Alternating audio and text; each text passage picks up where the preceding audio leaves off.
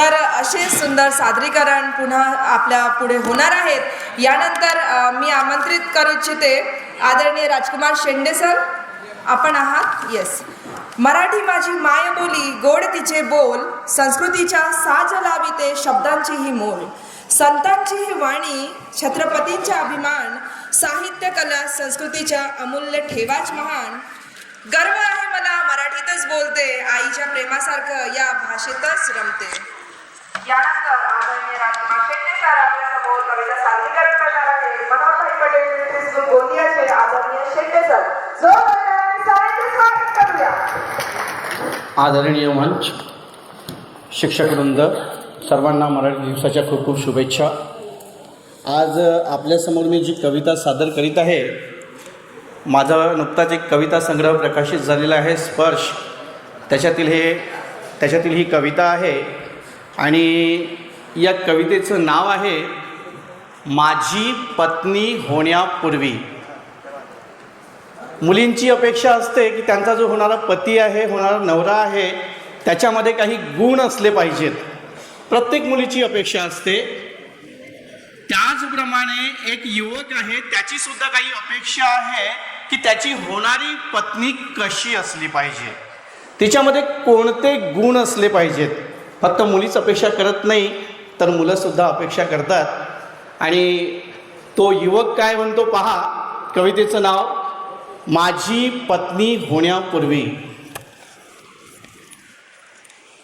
माझी पत्नी होण्यापूर्वी मला सांग हे अगोदर, माझी पत्नी होण्यापूर्वी मला सांग हे अगोदर, तुझ्या गोड स्वभावाचा सुगंध पसरवशील का घरभर।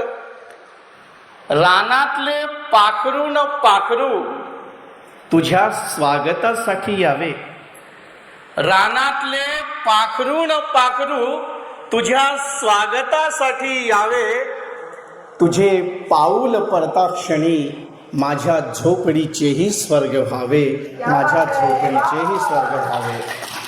संसाराच्या खेळात या जर चूकच गेली घडून, प्रत्येकाच्या हातून काहीतरी चूक होत असते संसारामध्ये। तो युवक म्हणतो की संसाराच्या खेळात या जर चूकच गेली घडून, कुशीत हळूच घेशील मला, एवढीच अपेक्षा आहे तुझ्याकडून। घाम गाळता गाळता कधी माझाही जीव त्रासेल, घाम गाळता गाळता कधी माझाही जीव त्रासेल, तेव्हा माझ्या पिठाला तुझ्या मिठाची गरज भासेल। पत्नी होण्यापूर्वी लक्षात घे, वेळ जर वाईट माझ्याशी वागेल, पत्नी होण्यापूर्वी लक्षात घे, वेळ जर वाईट माझ्याशी वागेल, माझ्या वेड्या आसवांना तुझ्या पापण्यात जागा द्यावी लागेल, तुझ्या पापण्यात जागा द्यावी लागेल। अगं वेडे तुझा वेडापती कधी तुला आईचं प्रेम मागेल, अगं वेडे तुझा वेडापती कधी तुला आईचं प्रेम मागेल, तर कधी बहीण होऊन तुला राखीही बांधावी लागेल। स्वयंपाकापासून मुलापर्यंत माझं काम, असं जर समजत असशील काही, स्वयंपाकापासून मुलापर्यंत माझं काम असं जर समजत असशील काही, तर एक सांगू का वेडे, तुला या रेशमी बंधनाचा अर्थच कळला नाही। संसारात पती पत्नीचे नाते तुझ्या माझ्याहून वेगळे नसते, संसारात पती पत्नीचे नाते तुझ्या माझ्याहून वेगळे नसते। पतिरायांच्या शरीराची अगं पत्नीत आत्मा असते।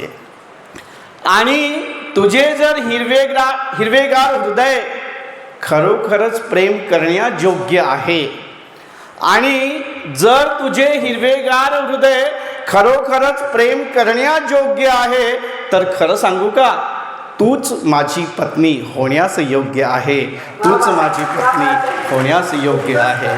भावनांची भाषा भावनांनाच कळते असं माझं तरी मत आहे, भावनांची भाषा भावनांनाच कळते असं माझं तरी मत आहे.